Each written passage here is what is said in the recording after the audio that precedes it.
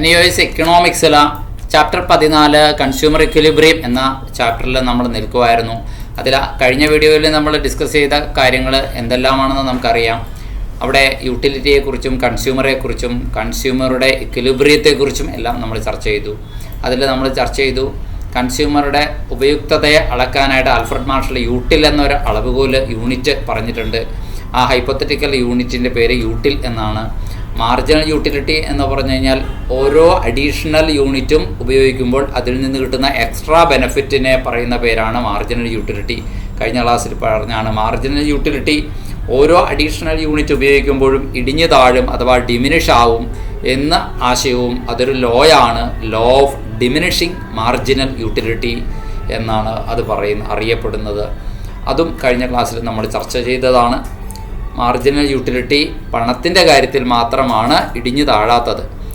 ഒരു പ്ലേറ്റ് ഭക്ഷണം കഴിച്ചു, വീണ്ടും ഒട്ടും ഇടവേളയില്ലാണ്ട് അപ്പോൾ തന്നെ അടുത്ത പ്ലേറ്റ് കൊടുത്താൽ ആദ്യത്തെ പ്ലേറ്റ് കഴിച്ച് ഫില്ലായ ആൾക്ക് വീണ്ടും വലിയ പ്രയോജനം ഉണ്ടാവില്ല രണ്ടാമത്തെ പ്ലേറ്റിൽ നിന്ന്. അതായത് രണ്ടാമത്തെ പ്ലേറ്റിൽ നിന്ന് അയാൾക്ക് വലിയ യൂട്ടിലിറ്റി അഥവാ പ്രയോജനം കിട്ടുന്നില്ല. വീണ്ടും അതും അയാൾ നിർബന്ധിച്ച് കഴിച്ചാൽ മൂന്നാമത്തെ പ്ലേറ്റ് വീണ്ടും അപ്പോൾ തന്നെ ഇടവേള ഇല്ലാത്ത സമയത്ത് ഉടനെ തന്നെ കൊടുക്കുകയാണെങ്കിൽ അയാൾക്ക് മൂന്നാമത്തെ പ്ലേറ്റിൽ ഒട്ടും താല്പര്യം ഉണ്ടാവില്ല, അതിന് തീരെ പ്രയോജനം ഉണ്ടാവില്ല. അങ്ങനെ യൂട്ടിലിറ്റി അഡീഷണൽ യൂണിറ്റ് പിന്നെയും ഇടവേളയില്ലാണ്ട് കൺസ്യൂം ചെയ്യുമ്പോൾ കുറഞ്ഞ് സീറോയിലെത്തുമെന്നും പിന്നെ നെഗറ്റീവ് ആകുമെന്നുള്ള കോൺസെപ്റ്റാണ് ഈ law of diminishing marginal utility. പക്ഷേ ഇത് ഭക്ഷണത്തിൻ്റെയോ വെള്ളത്തിൻ്റെയോ ഒക്കെ കാര്യത്തിൽ ഇങ്ങനെ ആവാം. പക്ഷേ പണത്തിൻ്റെ കാര്യത്തിൽ അങ്ങനെ അല്ല എന്നാണ് പറയുന്നത്. പണത്തിൻ്റെ കാര്യത്തിൽ ഓരോ പുതിയ യൂണിറ്റ് പണം കിട്ടുമ്പോഴും അതിന് ആദ്യം കിട്ടിയ പണത്തിൻ്റെ തുല്യ മൂല്യം തന്നെയാണ് ലാസ്റ്റ് കിട്ടുന്ന യൂണിറ്റിനുമുള്ളത് എന്ന് നമ്മൾ പറഞ്ഞു. അതായത് പണത്തിൻ്റെ മാർജിനൽ യൂട്ടിലിറ്റി എന്ന് പറയുന്നത് സെയിം ആയിട്ടിരിക്കും എന്നാണ് അതുകൊണ്ട് ഉദ്ദേശിക്കുന്നത്. അത് കോൺസ്റ്റൻറ്റ് മാർജിനായ യൂട്ടിലിറ്റി ആയിരിക്കും. കോൺസ്റ്റൻ്റ് എന്ന് പറഞ്ഞാൽ മാറ്റമില്ലാതെ സമാനാവസ്ഥയിൽ തുടരുന്നതിനെയാണ്. ഇനി ഇതൊക്കെ വർക്കാവണമെങ്കിൽ, ഇങ്ങനെയുള്ള സിദ്ധാന്തങ്ങൾ തിയറിയൊക്കെ വർക്കാവണമെങ്കിൽ കൺസ്യൂമർ ഒരു യുക്തിബോധമുള്ള, അതായത് കോമൺ സെൻസ് ഉള്ള, സാമാന്യ ബുദ്ധിയുള്ള കൺസ്യൂമറാണ് എന്ന സങ്കല്പത്തിലാണ് ഈ തിയറിയൊക്കെ പ്രവർത്തിക്കുക.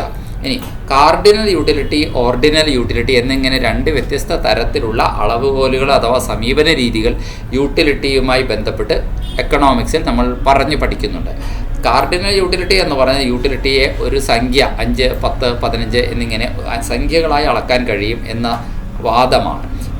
ഈ അപ്രോച്ച് പറയുന്നത് എന്താണ് എന്ന് നമ്മൾ പറഞ്ഞു. ഇനി കാർഡിനൽ യൂട്ടിലിറ്റി പോലെ അത് ക്വാണ്ടിറ്റി ആയിട്ടാണ് അളക്കുന്നത്. അതുകൊണ്ട് കാർഡിനൽ യൂട്ടിലിറ്റി എന്നത് ഒരു ക്വാണ്ടിറ്റേറ്റീവ് അപ്രോച്ചാണ്. എന്നാൽ ഓർഡിനൽ യൂട്ടിലിറ്റി എന്നത് ക്വാളിറ്റി, അതായത് ഏറ്റവും കൂടുതൽ എനിക്ക് ഗുണമേന്മയുള്ളത് ഇന്ന സാധനമാണ്, അത് ഞാൻ ഫസ്റ്റ് റാങ്ക് കൊടുക്കും, അത് കിട്ടിയില്ലെങ്കിൽ മാത്രമാണ് സെക്കൻഡ് റാങ്കുള്ള മറ്റേ സാധനം ഞാൻ എടുക്കുകയുള്ളൂ എന്ന് പറയുന്ന ഓരോ ഐറ്റത്തിന് അതിൻ്റെ ക്വാളിറ്റി വെച്ചിട്ട് റാങ്ക് ചെയ്യുന്ന രീതിയാണ് ക്വാളിറ്റേറ്റീവ് സമീപനം. അതിൻ്റെ ഗുണം വെച്ചിട്ട് അതിനെ പ്രാധാന്യം സംഖ്യയായി അവതരിപ്പിക്കുന്ന രീതിയാണ് ക്വാളിറ്റേറ്റീവ് അപ്രോച്ച്. ഈ ക്വാണ്ടിറ്റേറ്റീവ് അപ്രോച്ച് വളരെ റിയലിസ്റ്റിക്കായ അല്ലാത്ത അപ്രോച്ചാണ്, ലെസ് റിയലിസ്റ്റിക് അപ്രോച്ചാണ്. എന്നാൽ ഓർഡിനൽ യൂട്ടിലിറ്റി ആവട്ടെ കൂടുതൽ മോർ റിയലിസ്റ്റിക് ആയിട്ടുള്ള അപ്രോച്ചാണ്. മനസ്സിലായില്ലേ? ഇനി യൂട്ടിലിറ്റി അളക്കുന്നത്, യൂട്ടിലിറ്റിയുടെ അനാലിസിസ് എന്ന് പറയുന്നത്, കാർഡിനൽ യൂട്ടിലിറ്റിയുടെ അനാലിസിസ് എപ്പോഴും ബേസ് ചെയ്യുന്നത് യൂട്ടിലിറ്റിയെ വിശകലനം ചെയ്യുന്നതിനനുസരിച്ചാണ് കാർഡിനൽ യൂട്ടിലിറ്റി പറയുന്നത്. എങ്കിൽ യൂട്ടിലിറ്റിയെ ബേസ് ചെയ്തല്ല ഓർഡിനൽ യൂട്ടിലിറ്റി, അത് ഇൻഡിഫറൻസ് കർവ് അനാലിസിസിലൂടെയാണ്. യൂട്ടിലിറ്റിയുടെ തിയറി ഡെവലപ്പ് ചെയ്തെടുത്തത്, കാർഡിനൽ യൂട്ടിലിറ്റിയുടെ തിയറി ഡെവലപ്പ് ചെയ്തെടുത്തത് ആൽഫ്രഡ് മാർഷലും റോബർട്ട്സണും കൂടിയാണ്. എന്നാൽ ഓർഡിനൽ യൂട്ടിലിറ്റി തിയറി ഡെവലപ്പ് ചെയ്തെടുത്തത് അലനും JR ഹിക്സും കൂടിയാണ്. ഇനി കാർഡിനൽ യൂട്ടിലിറ്റിയും ഓർഡിനൽ യൂട്ടിലിറ്റിയും ഒക്കെ എന്താണെന്ന് നമുക്ക് മനസ്സിലായി. കാർഡിനൽ യൂട്ടിലിറ്റി ആൽഫ്രഡ് മാർഷലിൻ്റേതാണ്. According to cardinal approach utility can be measured. അടിസ്ഥാനപരമായി മനസ്സിലാക്കേണ്ടത് ഇത്രേ ഉള്ളൂ. കാർഡിനൽ അപ്രോച്ച് അനുസരിച്ച് യൂട്ടിലിറ്റിയെ നമുക്ക് അളക്കാൻ കഴിയും. ഉദാഹരണമായി an apple may yield to a consumer a utility or satisfaction of 20 units.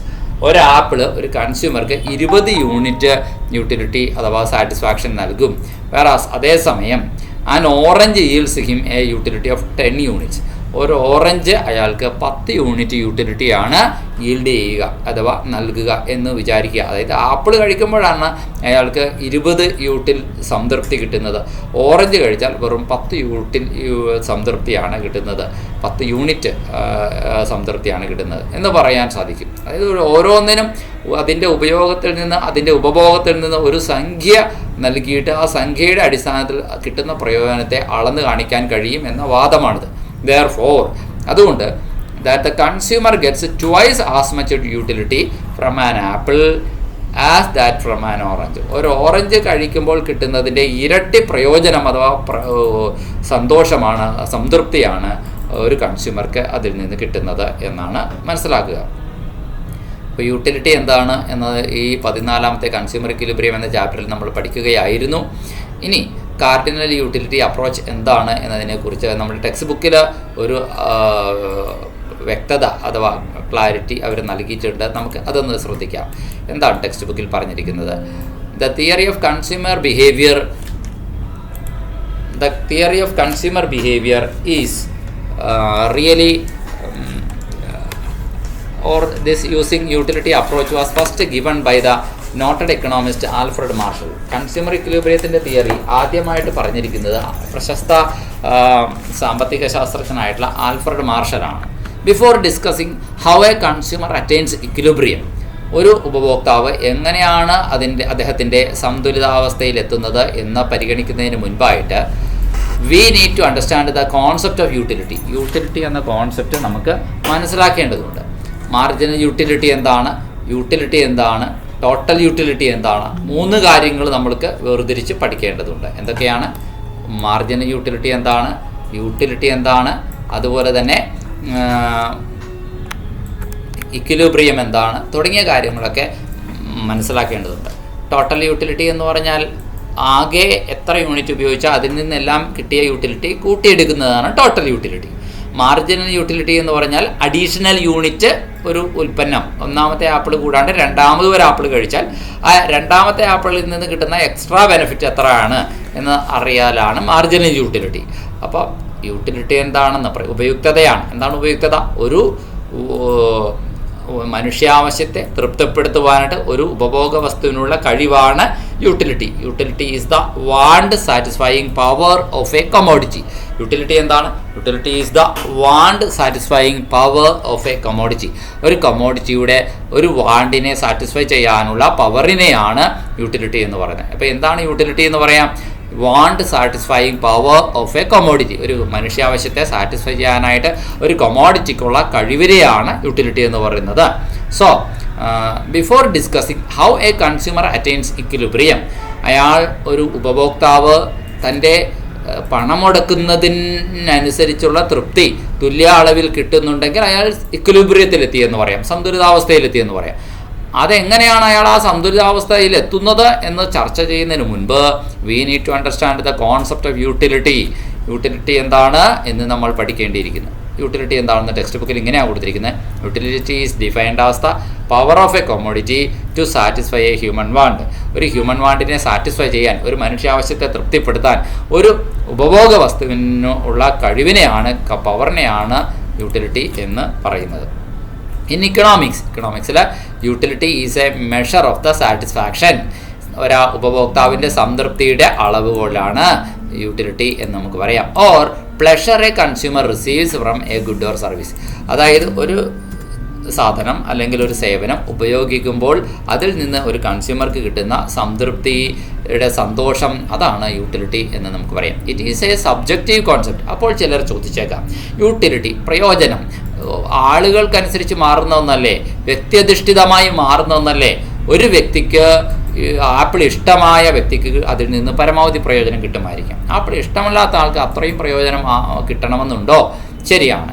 ഒരു ഉപഭോഗ വസ്തുവിനെ ഉപയോഗിക്കുമ്പോൾ ഒരാൾക്ക് കിട്ടുന്ന സംതൃപ്തി ആവണമെന്നില്ല മറ്റൊരാൾക്ക് അതിൽ നിന്ന് കിട്ടുന്നത്. It is a subjective concept that explains how individuals make choices to maximize their satisfaction. വ്യക്തികൾ അവരുടെ സംതൃപ്തി പരമാവധിയാക്കാൻ എങ്ങനെയാണ് തിരഞ്ഞെടുപ്പുകൾ നടത്തുന്നത് എന്ന്, ഗിവൺ ലിമിറ്റഡ് റിസോഴ്സസ്. അതായത് കയ്യിൽ നൽകപ്പെട്ട പരിമിതമായ വിഭവങ്ങൾ ഉപയോഗിച്ച് പരമാവധി അവരുടെ ഇത് സംതൃപ്തമാക്കണം. അതാണ് ഉദ്ദേശിക്കുന്നത്. It is A subjective concept that explains how individuals make choices. തൻ്റെ മുന്നിൽ ആപ്പിളുമുണ്ട്, ഓറഞ്ചുമുണ്ട്, പല വിധത്തിലുള്ള ഫ്രൂട്ട്സുമുണ്ട്. ഏത് തിരഞ്ഞെടുക്കണം എന്നത് അദ്ദേഹത്തിൻ്റെ വ്യക്തിയുടെ ഇൻഡിവിജ്വലിൻ്റെ ചോയ്സാണ്. എന്തിനു വേണ്ടി? To maximise their satisfaction. സംതൃപ്തി പരമാവധിയാക്കുക എന്നതാണ് എപ്പോഴും റാഷണലായി ചിന്തിക്കുന്ന ഒരു കൺസ്യൂമർ എപ്പോഴും അങ്ങനെയാണ് ചിന്തിക്കുക. യുക്തിബോധത്തോടെ ചിന്തിക്കുന്ന എല്ലാ കൺസ്യൂമേഴ്സ് എന്താണ്? തങ്ങൾക്ക് ഈ ഉപഭോഗത്തിലൂടെ കിട്ടുന്ന സംതൃപ്തി അത് പരമാവധിയാക്കണം എന്ന് തന്നെയാണ് ചിന്തിക്കുക. ഇതിന് വേണ്ടിയിട്ട് അയാൾ ഏത് ആദ്യം തിരഞ്ഞെടുക്കണം എന്നതൊക്കെ തീരുമാനിക്കും. ഇതാണ് ഈ യൂട്ടിലിറ്റിയുടെ ആശയം. Key concepts include total utility. ഈ യൂട്ടിലിറ്റി പഠിക്കുമ്പോൾ നമ്മൾ പഠിക്കുന്ന കുറേ കോൺസെപ്റ്റുകളിൽ ഒരെണ്ണം ടോട്ടൽ യൂട്ടിലിറ്റിയാണ്. എന്താണ് ടോട്ടൽ യൂട്ടിലിറ്റി? ടോട്ടൽ യൂട്ടിലിറ്റി എന്ന് പറഞ്ഞു കഴിഞ്ഞാൽ ഓവറോൾ സാറ്റിസ്ഫാക്ഷൻ ആണെന്ന് വേണമെങ്കിൽ പറയാം. Overall satisfaction from the consumption of all the units consumed. 5 apple കഴിച്ചിട്ടുണ്ടെങ്കിൽ 5 ആപ്പിളിൻ്റെയും ഉപഭോഗത്തിലൂടെ അദ്ദേഹത്തിന് കിട്ടിയ മൊത്തം സംതൃപ്തിയാണ്, ഓവറോൾ സാറ്റിസ്ഫാക്ഷനാണ് ടോട്ടൽ യൂട്ടിലിറ്റി. അപ്പോൾ ടോട്ടൽ യൂട്ടിലിറ്റി എന്താണ് എന്നത് വളരെ പ്രധാനമായിട്ട് നമ്മൾ മനസ്സിലാക്കേണ്ട ഒരു കാര്യമാണ്. ടോട്ടൽ യൂട്ടിലിറ്റി എന്ന് പറഞ്ഞു കഴിഞ്ഞാൽ ഒരിക്കൽ കൂടി നോക്കുക, the overall satisfaction from all units consumed. ഉപഭോക്താവ് 4 ആപ്പിളെ കഴിച്ചുള്ളെങ്കിൽ ഒന്നാമത്തെ ആപ്പിളിൽ നിന്ന് 3 യൂട്ടിൽ പ്രയോജനം കിട്ടിയെന്ന് വിചാരിക്കുക. രണ്ടാമത്തെ ആപ്പിൾ കഴിച്ചപ്പോൾ 2 യൂട്ടിൽ പ്രയോജനം കിട്ടിയെന്ന് വിചാരിക്കുക. മൂന്നാമത്തെ ആപ്പിൾ കഴിച്ചപ്പോൾ 3 യൂട്ടിൽ പ്രയോജനം കിട്ടിയെന്ന് വിചാരിക്കുക. അപ്പോൾ കിട്ടിയ പ്രയോജനങ്ങളെല്ലാം എത്രയാണോ അവയൊക്കെ കൂട്ടിയെടുക്കുക. അതാണ് അതിൻ്റെ സമ്മാണ് ടോട്ടൽ യൂട്ടിലിറ്റി എന്ന് പറയാം. മാർജിനൽ യൂട്ടിലിറ്റി പക്ഷേ അങ്ങനെയല്ല. മാർജിനൽ യൂട്ടിലിറ്റി എന്താണെന്ന് നോക്കാം. മാർജിനൽ യൂട്ടിലിറ്റി നേരെ മറിച്ച് എന്താണ്? The additional satisfaction he received from consuming 1 more unit. Additional പ്രയോജനമാണ്. ഒരു അധിക യൂണിറ്റ് പുതിയതായി ഉപയോഗിക്കുമ്പോൾ, ഒരു അധിക ആപ്പിൾ ലാസ്റ്റത്തെ ഒരു എക്സ്ട്രാ ആപ്പിൾ ഉപയോഗിക്കുമ്പോൾ അതിൽ നിന്ന് അയാൾക്ക് എത്ര എക്സ്ട്രാ പ്രയോജനം കിട്ടി എന്നുള്ളതാണ് മാർജിനൽ യൂട്ടിലിറ്റി എന്നതുകൊണ്ട് പറയുന്നത്. അപ്പോൾ മാർജിനൽ യൂട്ടിലിറ്റി എന്ന് പറഞ്ഞാൽ നമ്മൾ പഠിക്കണം, ചോദ്യം ഉണ്ടാവും. Additional satisfaction derived by the consumer from using an additional unit. ഒരു അഡീഷണൽ യൂണിറ്റ് കൺസ്യൂം ചെയ്യുമ്പോൾ അതിലൂടെ ഉണ്ടാകുന്ന അഡീഷണൽ സാറ്റിസ്ഫാക്ഷനെയാണ് മാർജിനൽ യൂട്ടിലിറ്റി എന്നതുകൊണ്ട് അർത്ഥമാക്കുന്നത്. The fundamental principle of diminishing marginal utility. Diminishing marginal യൂട്ടിലിറ്റിയുടെ അടിസ്ഥാന തത്വം എന്ന് പറയുന്നത് states that each additional unit of a good, ഓരോ ചരക്കിൻ്റെയും അല്ലെങ്കിൽ ഓരോ ഉപഭോഗ വസ്തുവിൻ്റെയും കൺസംഷൻ തീർച്ചയായിട്ടും കൂടുന്തോറും unit of a good provides less additional satisfaction. ആദ്യത്തെ വസ്തു ഉപയോഗിച്ചപ്പോൾ കിട്ടിയതിനേക്കാൾ കുറഞ്ഞ അധിക സംതൃപ്തിയാണ് രണ്ടാമത്തേതിൽ നിന്ന് നമുക്ക് ലഭിക്കുക എന്നാണ് ഈ ഫണ്ടമെൻ്റൽ പ്രിൻസിപ്പിൾ പറയുന്നത്. Fundamental principle of diminishing marginal utility. ഇത് നിയമത്തെ പറയുന്ന പേരെന്താണ്? ഡിമിനിഷിംഗ് മാർജിനൽ യൂട്ടിലിറ്റി എന്നാണ്. Law of diminishing marginal utility. ഈ law of diminishing marginal utility പറയുന്നതനുസരിച്ച് സ്റ്റേറ്റ്സ് ദാറ്റ് പ്രസ്താവിക്കുന്നു, അതായത് each additional unit of a good provides, ഓരോ ചരക്കിൻ്റെയും additional unit less additional satisfaction than the previous one. ആദ്യത്തേത് കഴിച്ചപ്പോൾ, ആദ്യത്തെ ആപ്പിൾ കഴിച്ചപ്പോൾ എനിക്ക് 4 പ്രയോജനം കിട്ടിയെങ്കിൽ അത്രയും എന്തായാലും ഉടനെ തന്നെ അടുത്ത ആപ്പിൾ കഴിക്കുമ്പോൾ കിട്ടില്ല. 3 പ്രയോജനമേ ചിലപ്പോൾ കിട്ടുള്ളൂ. അടുത്ത ആപ്പിൾ കഴിക്കുമ്പോൾ എനിക്ക് അത്രയും പ്രയോജനം കിട്ടില്ല. ചിലപ്പോൾ എനിക്ക് 2 യൂണിറ്റിൽ പ്രയോജനമേ കിട്ടുള്ളൂ. അതായത് ഓരോ അധിക യൂണിറ്റും ഉപയോഗിക്കുമ്പോൾ കുറഞ്ഞ അളവിലുള്ള പ്രയോജനമേ തൊട്ട് മുമ്പത്തതിനേക്കാൾ കിട്ടുള്ളൂ എന്നർത്ഥം. അപ്പോൾ തൊട്ട് മുമ്പത്തതിനെ അപേക്ഷിച്ച് എത്ര പുതിയതായി അധികം കിട്ടി ഒരു അഡീഷണൽ യൂണിറ്റ് ഉപയോഗിച്ചപ്പോൾ എന്നതാണ് മാർജിനൽ യൂട്ടിലിറ്റി. ആ മാർജിനൽ യൂട്ടിലിറ്റി കുറഞ്ഞു വരും എന്നതാണ് ലോ ഓഫ് ഡിമിനിഷായി വരും. അതാണ് law of diminishing marginal utility. ഇത് പറഞ്ഞത് ആൽഫ്രഡ് മാർഷലാണ്. നമുക്കറിയാം, ജർമ്മൻ എക്കണോമിസ്റ്റ് ആയിട്ടുള്ള H.H. ഗോസൻ ഇങ്ങനെ ഒരു നിയമം ഡെവലപ്പ് ചെയ്തെടുത്തു.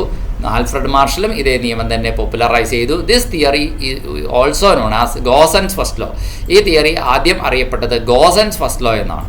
പിന്നീട് അത് പ്രചരിപ്പിച്ചത്, കൂടുതൽ ഇതിനെക്കുറിച്ച് ഡീറ്റെയിൽസും ചർച്ചകളും കാര്യമായി സംഘടിപ്പിച്ചത് പ്രൊഫസർ ആൽഫ്രഡ് മാർഷലാണ്. This law has been stated differentially by different economist. ഇതേ നിയമത്തെ തന്നെ പല സാമ്പത്തിക ശാസ്ത്രജ്ഞന്മാരും വ്യത്യസ്തമായ രീതിയിൽ ചർച്ച ചെയ്തിട്ടുണ്ട് എന്നത് ശ്രദ്ധേയമാണ്. ഇനി according to Alfred Marshall, the additional benefit which a person derives from a given increase of his stock of a thing diminishes with every increase in the stock that he already has. Law of diminishing marginal utility പറയുന്നു, say that we obtain less and less marginal utility from the successive units of a commodity as we consume more and more of it. ഒരു കമോഡിറ്റിയുടെ തുടർന്ന് വരുന്ന unit ഉപയോഗിക്കുമ്പോൾ നമുക്ക് less and less യൂട്ടിൽ satisfaction മാത്രമേ കിട്ടുകയുള്ളൂ മുമ്പത്തേതിനെ അപേക്ഷിച്ച് എന്ന്. ഇത്രയുമാണ് നമ്മൾ പഠിക്കേണ്ടത്.